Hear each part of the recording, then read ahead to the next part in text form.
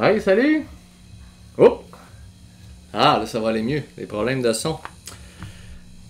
Je sais pas si c'est une capsule de quoi que je fais aujourd'hui. Hein. Je peux vous dire qu'il y a plusieurs inspirations. Là. On va vous dire ça dès le départ. C'est sûr que, bon, je vous cacherai pas. J'ai identifié... Il va y avoir quelque chose sur Yokohama. Là. Je vous le dis pas tout de suite. Par contre, tant qu'à être là, ben, j'ai pas le choix. Là. Je vous fais des petits speeches sur des choses intéressantes là, que j'ai pas le choix. C'est trop de talent.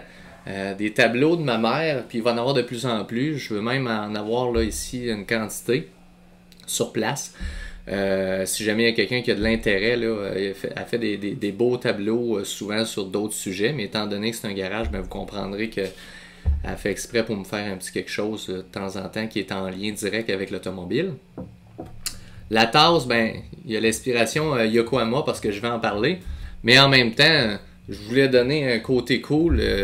Merci à François Lambert pour ses capsules détendues où il prenait son temps avec son petit café pour parler de tout et de rien. Ça m'a fait penser que c'est vrai, c'est un peu plus cool. Puis en même temps, ben là, c'est ça, moi, l'autre inspiration aussi, ben là, Yokohama m'a donné une belle chemise, mais on arrive au printemps, donc je trouve que c'est comme le peu de solidarité, là, c'est pour dire que je pense aux cabanes à sucre qui en mangent une maudite ces temps-ci. Et elle est belle, fait que je la mets pour faire la capsule. C'est une capsule sur les pneus, je vais en faire quelques-unes, mais cette année, pourquoi que j'ai identifié Yokohama comme ça? Ben, c'est une marque que j'ai toujours aimée. Puis, disons que cette année, je vais un peu plus mettre d'efforts sur elle pour plein de raisons. Un, ils ont rajouté un nouveau modèle vraiment intéressant. Deux, ils continuent dans une lancée justement qui ressemble à tout ce que j'ai toujours aimé d'eux. Donc oui, là, surprenez-vous pas, Yokohama, je l'offre, c'est dans mes premiers choix. C'est loin d'être la seule marque, comprenez-moi, j'ai toujours proposé plusieurs marques, mais ça va souvent faire partie des marques qu'on propose. Aujourd'hui, je vous parle de nouveaux modèles. Dans le fond, il n'y a pas 5000 modèles nouveaux là, du côté de Yokohama, parce que Yokohama, c'est ça qui est génial. Ils font jamais plein de modèles, ils ressemblent pas à... Ils lancent pas des ballons en l'air puis des versions test tout le temps. Ils sont assez sobres, ils font attention. Quand ils lancent quelque chose, c'est bon. Quand ils lancent quelque chose, ils le gardent plusieurs années. Donc, ça a été le cas de la plupart des modèles à succès dans le passé. Aujourd'hui, on est comme dans le nouveau modèle pour les SUV, qui est un peu semblable à la mentalité de ce qu'il y a déjà dans le domaine qu'ils ont créé il y a quelques années, à peu près 2 ans, là, je ne sais plus exactement, pour le Ascend GT, qui est un remplacement du Ascend. On parle de véhicules de tourisme, donc des tout pneus touring des autos de tous les jours. Donc, ce que vous faites si vous êtes monsieur tout le monde, métro, boulot, de dos, d'un peu d'autoroute, mais pas trop, etc. Le pneu, tu sais, le fameux monsieur net de l'automobile, tu sais, tout usage, c'est ça. On parle des pneus touring, c'est un peu de ça qu'on parle. Dans ce cas-là, c'est le fameux Ascend GT, qui est un pneu qui a vraiment été, qui est très récent encore, puis qui est adoré. Pourquoi? C'est assez facile, on ne mettra pas une demi-heure là-dessus. C'est que ce pneu-là, on part du principe du Ascend régulier. Ça veut dire fait de qualité, très durable, silencieux, confortable. C'est un pneu que c'est ce qu'il faisait. Beaucoup de dégagement d'eau. C'est un pneu sans histoire. Il n'y avait pas de problème avec ça. Sauf que l'automobile évolue. Les autos ont des alignements, une géométrie de roue différente. De plus en plus, en tout cas, ça prend pas tête à Papineau pour le voir, l'élargissement des semelles se fait et l'automobile est différente un peu. Ce que ça fait, c'est que ça fait en sorte que le Ascend régulier est de moins en moins approprié à ce style-là. Donc, on était obligé de se tourner vers un autre pneu dans le Yokohama qui était plus performant, mais qui usait trop vite pour remplacer certaines applications. Exemple, une auto trop européenne avec trop de semelles où ça pouvait être problématique, puis on pouvait avoir de l'usure en dents de scie ou des débuts de quelque chose d'anormal sur un Ascend qui n'était pas ce qu'on veut pas finalement. Donc Yokohama s'est penché sur la question. On a sorti le GT qui est une version comme 2.0 qui a vraiment ce qu'il faut pour justement corriger ça. en partie. Je vous le remontre, ben, je vous le montre, mais c'est pas si évident à l'œil. Mais si quelqu'un qui a l'œil dans le domaine des pneus le voit, c'est qu'il est asymétrique. L'intérieur et l'extérieur, le dessin n'est pas pareil. Parce qu'on a un dessin qui est fait pour être posé au sol quand on roule en ligne droite, avec l'appui au sol qui est vraiment typique, fait pour la route. Mais en même temps, on a l'extérieur qui est différent parce qu'on veut vraiment que le style de dessin qui travaille au sol soit approprié lorsque le poids se transfère. Donc, quand vous prenez une courbe, des choses comme ça.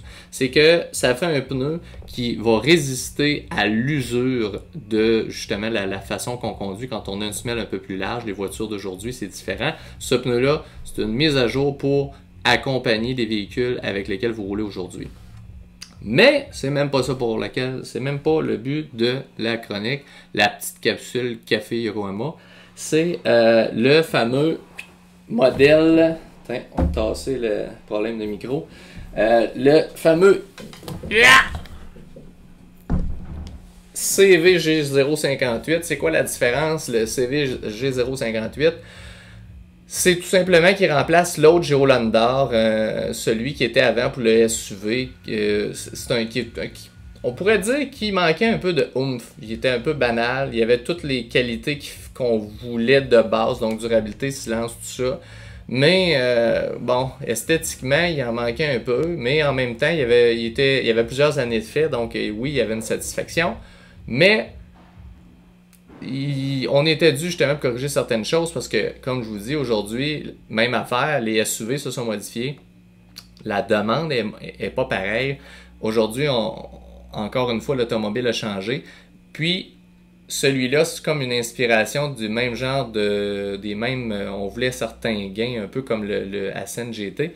Puis, celui-là, ben, bien entendu, on n'avait pas le choix d'en faire un autre parce que ça, il faut le comprendre, c'est que un automobile, quand je vous dis de tourisme, ça fait un peu de tout, métro, boulot, dodo, un peu d'autoroute, des choses comme ça. Mais c'est pas parce que vous faites exactement ces choses-là avec un SUV que ça prend le même pneu.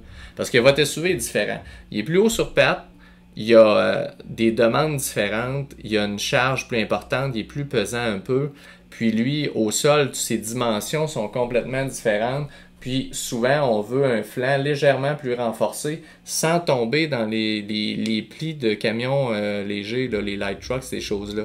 Mais c'est différent quand même. Le flanc est dessiné différemment, la semelle est différente et il y a des raisons particulières qui sont liées au SUV.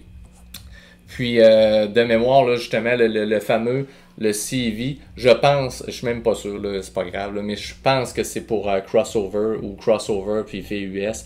C'est que dans le fond, le taux, là, quand on parle de ces dimensions-là, c'est toute une série de taux, là, donc multisegments, fourgonnettes et SUV en général. Fait que c'est tous ceux-là qui ont des dimensions et qui ont besoin d'une certaine charge, un certain comportement routier. Donc, je vous en parle aujourd'hui parce qu'il est génial. C'est vraiment un pneu qui s'en va justement corriger cette gamme-là, la remettre à jour avec des prix qui sont vraiment excellents parce qu'on ne va jamais prendre ça comme moyen chez Yokohama pour subtilement passer toutes sortes d'augmentations en douce. Il y a une augmentation cette année, mais c'est dû juste à l'approvisionnement, donc à une inflation des produits pétroliers, etc., pour tous les ingrédients nécessaires des pneus, ce que vous allez avoir dans toutes les marques. Mais chez Yokohama, jamais, là, ils n'utilisent pas de nouveau modèle pour faire un upgrade ou de changer de gamme. Souvent, ça va finir par être exactement là, le prix de l'ancien. Ils ont une façon de fonctionner qui est quand même assez plaisante pour les clients. Donc, ce pneu-là, qui est disponible cette année pour la première fois, il va combler une gamme quand même relativement complète. Puis, je montre celui-là dans le coin pour vous montrer la différence je pourrais dire, de cramponnage. Je ne sais pas si vous voyez, il est beaucoup plus... c'est quand même beaucoup plus lisse. C'est plus le principe d'un pneu sport, ses performances. C'était pour vous montrer la différence. Ça, c'est un Advent Fleva. Un pneu qui a beaucoup plus de capacité en termes de vitesse, de performance, d'adhérence chez Yokohama. On peut le voir aussi, dans le fond, ce qu'il y a, c'est qu'il y a quand même il y a des rainures, il y a des stries, donc un dégagement d'eau quand même important.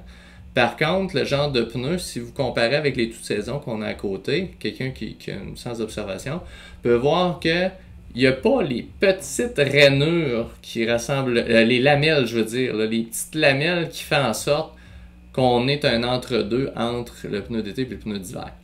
Ce qui veut dire que ce pneu-là, c'est pas l'idéal en début novembre parce que justement, on n'a peut-être pas ce qui fait en sorte que le caoutchouc fait son effet ventouse au sol ou qu'il va être malléable.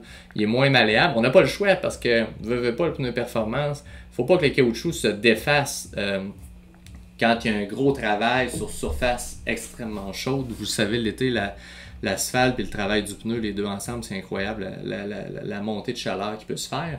Donc, de ce côté-là, je vous le dis, c'est pour ça les différences. C'est pour ça qu'on voit déjà, c'est surprenant ce qu'il peut y avoir de différent quand on le compare et on met les deux un à côté de l'autre. C'est un peu ces choses-là.